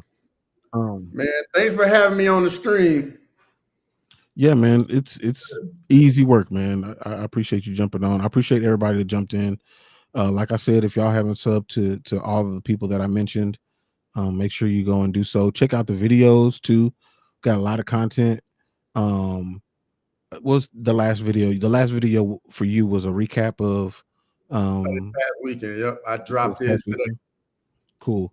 The last video I did was about the flyweight division. I go through the flyweight division and give you my thoughts on it. So make sure y'all go and check those out. But yeah, man, jump into our socials and all that good stuff. But yeah, until next time, we will catch up with y'all. See you, everybody. Appreciate it.